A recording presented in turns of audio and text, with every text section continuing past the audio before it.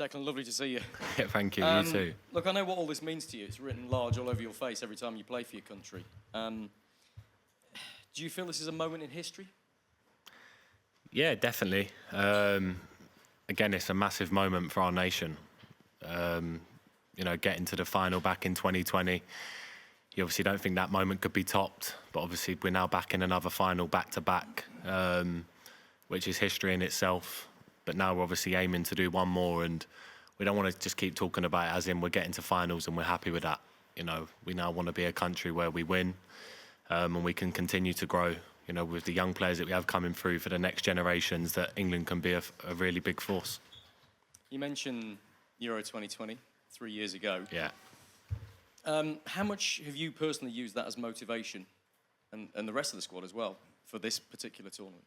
Yeah, massive. I think, honestly, I've never seen a group so motivated. In training, just how we talk with each other around the place when we have downtime. Everyone's so driven to want to win this game, even before the tournament, just to win the tournament alone. We want it so much. I think in terms of Euro 2020, it hurt. It still hurts to this day. Seeing Italy walk up at our stadium, our home stadium, and lift that trophy is something that lives with you as a football player. But the beauty of football is you get chances to, recreate their memories, and we have that chance now on Sunday. So, look, we know it's going to be tough. We can never overlook Spain. They've been an unbelievable nation for so many years now. So we know it's going to be a cracker, and all 26 men, whoever's involved, are going to have to be on it and be ready. You've covered more distance in this tournament than any other player. I don't know whether there's any pride in that in itself, but it shows how hard you've worked. But it feels like this England team as a whole have worked incredibly hard. 2 bouts of extra time, let's not forget. And Spain have had an extra day to recover before this final. Yeah. You add all that together, is that an issue? Is that one area of concern? Nah, to be honest, I don't think so. I think we're so used to it at club, where we're playing games every 3 or 4 days. We're conditioned to do that. So you said about me running, I think the most distance, I would probably say the first couple of games I was probably feeling more tired than I am now.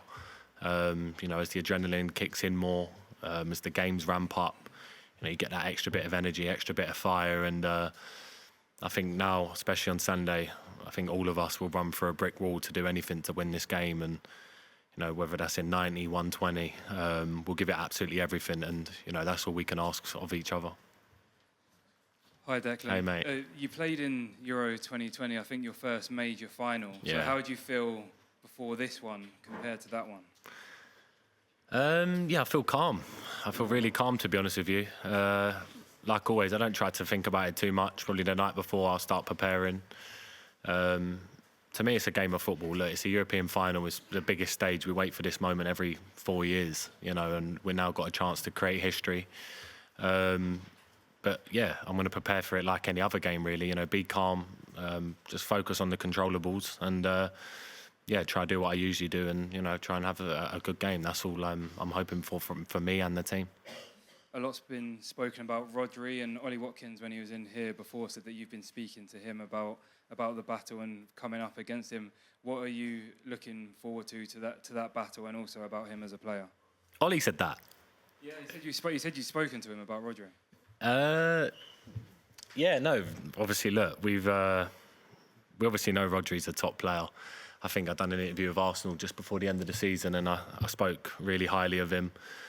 I think we're 2 completely different players. We're players that constantly get compared to each other, and I think that's normal now. But I think we're 2 completely different players, in my opinion, and I'm sure he'd say the same thing. It's not just a battle me against him. They've also got Fabian Ruiz, Dani Olmo, Pedri if he's fit. They have a real top squad of players, and the midfield battle will be key. But the main thing is, I do have mutual respect for him because, what he's done, how he's come to England, adapted, won trophies, played week in, week out. He's been a top player now in this country for years. So, yeah, big respect for him. But obviously on Sunday it's business, and we want to get one over them for sure. I have to ask you as well about your relationship with Ivan Toney. I've seen all the memes and couldn't escape the clip of you rapping along with him in the gym. Do you see that, and can you speak about the relationship as well? Yeah, I just try to have as much fun as possible off the pitch. I think with me, what you see is what you get. I try to have a laugh, try to have a sing-song or dance whenever I can. With Ivan, I think we've just clicked. Ever since he got into the squad, we just got on. I think even from his time at Brentford, we used to speak all the time after games and stuff, swap shirts. So, yeah, we've always got on. And, we're really close now, which is really nice. We spent a lot of time together, and just even seeing him the other night come on, when he got his first minutes, made the impact, got the assist, obviously took his pen like however he did. It was just incredible. He's been unbelievable this tournament for the whole squad. So, he's a really, really good friend of mine now. Okay, Faye, Rivers has to dash. So if you can pass the mic back to Faye quickly, and then we'll come back to the guys in the front. Hi, Declan. You're right. Hi. Why are you different to Rodri? What's the difference between the two of you? What have you got that he hasn't, and vice versa? Yeah, look, I think it's well, there's loads of things really. I think, to be honest with you, I think this year obviously I've been playing a bit more attacking at Arsenal. He's been more of an out of defensive midfielder. I started my career as a centre back. He was born and bred Spanish, holding midfield. I think if you look at the best that have played there, your Xabi Alonso's, your Busquets, they play that 6 role the best that you can play it. And I've had to learn it. I've had to try and adapt, ask questions, try and improve myself daily. So I would say in that sense it's probably different because he's always been a natural 6. I've come into the 6 role probably the last 6 or 7 years since I probably started my West Ham career. But then obviously now at Arsenal I'm playing 8 and a bit more attacking. So we're a bit different now on that front. Obviously at Man City we play different roles, but yeah, they would probably be the main factors. That's really interesting. I think I've asked you this before, but right at this moment in time, 2 days before the final, what would it mean to you to win the Euros? Yeah, it would mean everything. I think if you win something for your country, I think we see when the women team won it, what it meant to them, what it meant to the nation. I'm lucky enough now to see a lot of the girls who are in that Arsenal squad, and to this day they still speak about it. And that's what we want now as a men's team. We want to win. We want to make the nation proud. We want to make the fans proud, and it's a chance to create our own little bit of history. So look, we're ready. But like I said, it's another game of football, and may the best team win. We're asking everyone on talkSPORT what they'd do if you did win the Euros. 3 years ago, it was have your first beer. Kyle Walker wants you all to get tattoos. That they have to be exactly the same. Phil Foden wants you all to dye your hair, possibly with a St George's flag. They've all said this. Yeah. I'm not making it up, I promise. Yeah. To be honest with you, I don't want to speak into existence. I don't want to jinx anything because I feel like we've done that. We've done that in the World Cup. We've done that in the last Euros. And when things go your way, you end up thinking, why did we speak about things before they'd even happened? So, look, let's just wait and see what happens first. Like I said, one more game. That's what we've been doing throughout this tournament. And it's worked well so far. So one more game at a time, and then we can talk about silly haircuts and tattoos. But before then, I think it's just full focus. And I'm not trying to be robotic when I say that. I would give an answer, but yeah, I just want to focus on the game and then obviously see how it plans out and what happens. Brilliant. Thanks very much. Okay, yeah, Jordan then Henry. Thanks. Hi, Declan. Good luck, mate, for Sunday. Thank you. You've already brought European success to a fan base starved of glory. Many of us in the room here have seen England win Rugby World Cups, Cricket World Cups. Lewis Hamilton, 7-time F1 champion. Andy Murray has won 2 Wimbledon titles in the Olympics. We've seen what happened in 2012. Yeah. But have you and many of your teammates really discussed or taken in what winning a European championship would mean to not only you as players, but to the nation? Yeah, I think all them great sporting achievements you've just mentioned, you see the nation coming together in them moments, and to experience one of them as an individual and as a team, we want that really bad. We do really want that. And before we left at St George's, Gareth, we had a meeting with Gareth, and he put up the special moments like that when England won the Ashes, the Rugby World Cup, how everyone gathered round in London, and there was like pictures of everyone and what it would be like, and just to get that feel of how we could impact a nation. And look, we're obviously one game away from doing that. Like I said, we can't talk it up too much because it's going to be a tough game, but a chance to create history and have a moment with our fans, with you guys, with our manager is something that will be incredible and stay with us forever. Do you think the experience of 3 years ago gives you the edge in this final?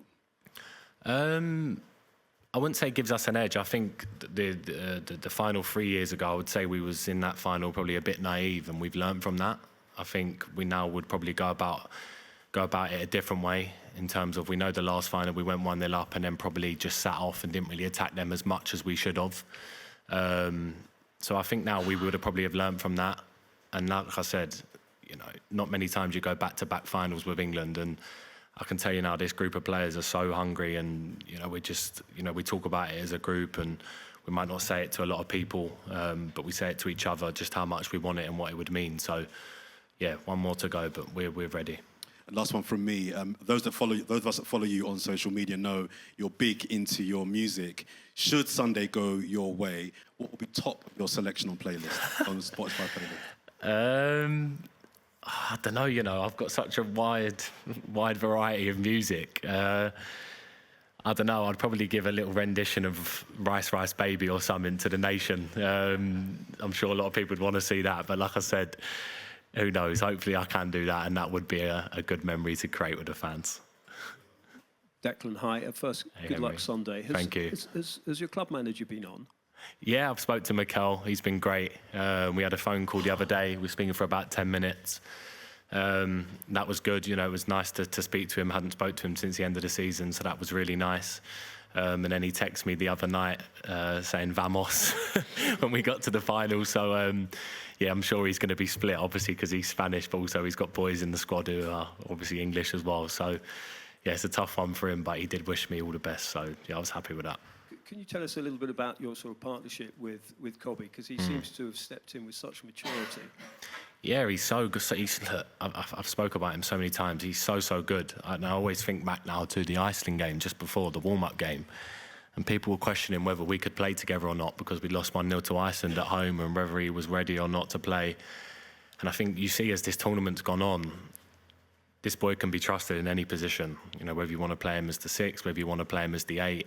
His knowledge of the game, the experience he's having, even though this is only really his first breakthrough season, he's played in big matches, and I think you can just see with the way he plays, the swagger, the authority, and what I like about it is we've got a really good relationship. We've probably got closer now than we've probably ever have been, and that's important for midfield partnerships. I think when you're playing with a midfield partner, you need to understand each other's game. You need to play close to each other. That's why you see us playing a couple of like little passes to each other in games. You know, them little first passes, connections are so important, and we've been working really well together on the training pitch. So, look, this boy is going to go on to be massive. You know, he's only 18, 19. Well, he's 18 years old exactly. So, yeah, he's destined for great things. And what I love about him as well, he isn't big-headed. He's got a great family around him. You see his family in the stands after the game. They're so happy, smiley, speak to people.